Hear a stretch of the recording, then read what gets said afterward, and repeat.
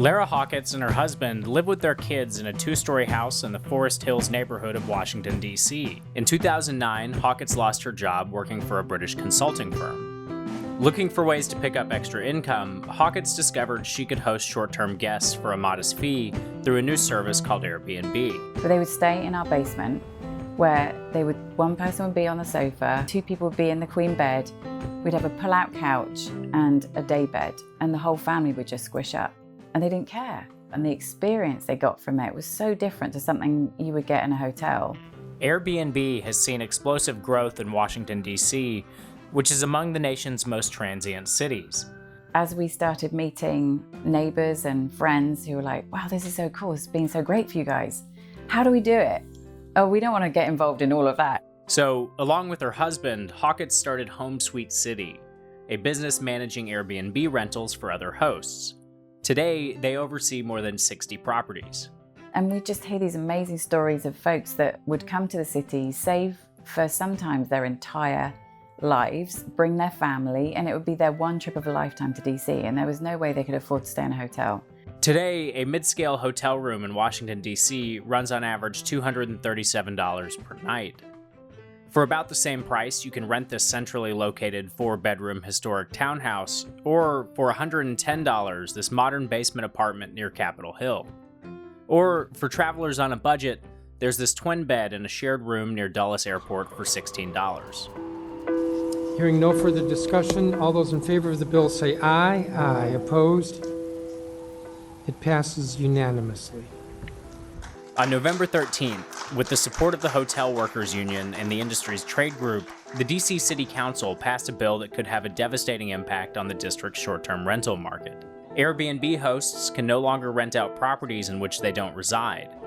Those renting out their own spare rooms and couches will be required to obtain a license, report their activities to the city on a monthly basis, and be present during a stay, with the exception of up to 90 days a year. City Council Chairman Phil Mendelson says the intent of the bill is to eliminate competition from Airbnb rentals and make it cheaper for permanent residents to live in Washington, D.C. So we limit the short-term rentals to a person's primary residence and prohibit it to a second or third property. We think that that correlates to improving the housing supply in terms of affordability. But there's a danger this new bill could unintentionally wipe out the Airbnb market altogether. As the council has started to look at short-term housing as a market and what the issues might be, there's been a little bit of a rush to regulate without realizing that DC's current zoning actually prohibits short-term housing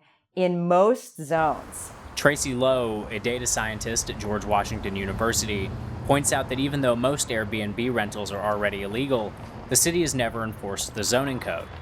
This new law could change that.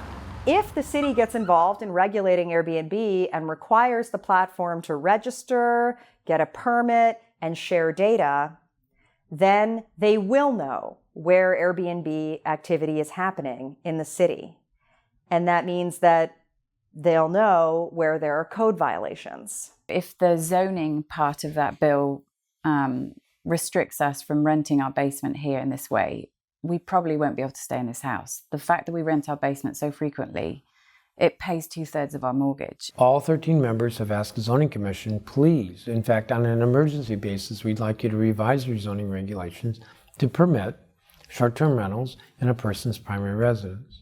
Some of our owners have actually just said, whoa, the ones that are a little bit nervous of the situation and want to plan ahead, they've said, okay, we're going to stop this and we're going to get a long-term tenant. But it's very few. A couple have gone that route early, even before it's passed or anything's passed. And some are completely the opposite. I'm going to do this whether they try and stop me or not. I'm just going to take the risk and run with it. Chairman Mendelson says that Airbnb hosts should embrace the new law because, assuming the zoning code changes, it provides a legal pathway for them to operate. There does need to be some minimum level of regulation with regard to a kind of transient accommodation. There have been complaints about party houses. There have been complaints about how there's all this transient activity, but the property owner isn't there. There's not a person who has an investment in the community. Mr. McDuffie's bill made me feel like I'm back in the USSR. Bill would make it hard, if not impossible, for me to maintain my home of almost 25 years in DC. I've bumped into a lot of small business owners, and they're bringing in their letters and they're saying, look, I run this business, I depend on this additional income.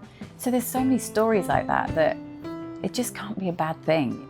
We created a company out of necessity and out of our sheer determination and blood, sweat and tears. We built it from nothing in a new market, in something that has never been done before in an urban market.